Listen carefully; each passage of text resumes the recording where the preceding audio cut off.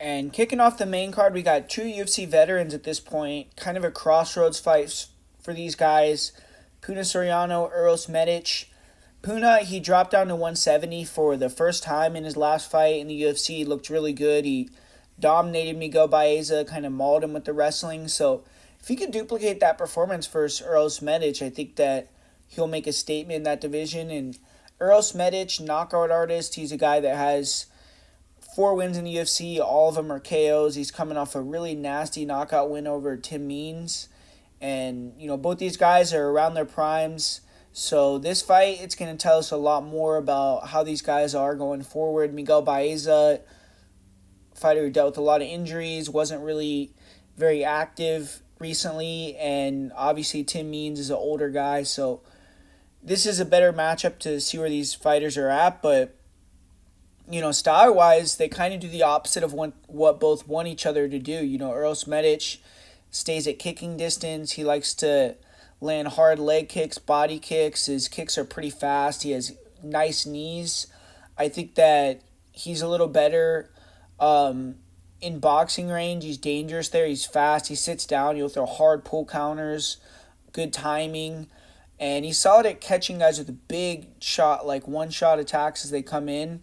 But he does tend to let opponents push him backwards, and if he can't time a shot and angle off, he can get stuck against the fence or put on his back. And his get-ups are okay, but it seems like he does tend to get a little bit tired if you can grapple him or wrestle him hard. And he has killer instinct, though. He has great finishing ability. He's finished all 10 of his wins, so if he hurts somebody, he doesn't let them off the hook, and he tries to get him out of there. And Puna Soriano, I think he has to take a page out of the same playbook that he used for Miguel Baeza. He's a big, strong, explosive guy. He fought at 185. Now he's at 170, so he's going to be imposing for the weight class, and I think that he's better suited for 170. I think that he's going to be stronger, more physical, fighting Medic, who's not, in my opinion, the biggest 170-pounder. And Soriano, he's southpaw. He is explosive, kind of powerful on the feet. He just throws big hooks, overhands.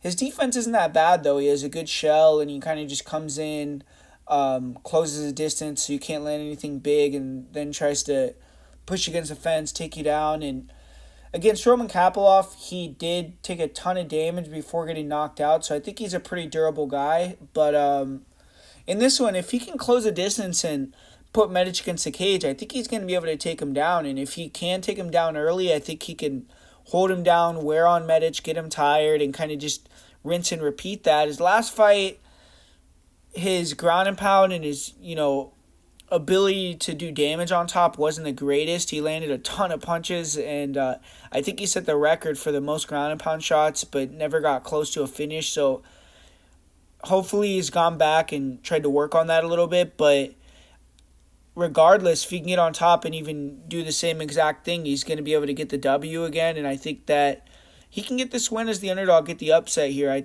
I feel like Medic is going to get tired in this one if Soriano can put that pace on him and get the wrestling going. And I think that's what's going to happen. So Puna Soriano is going to be the winner in this fight for me.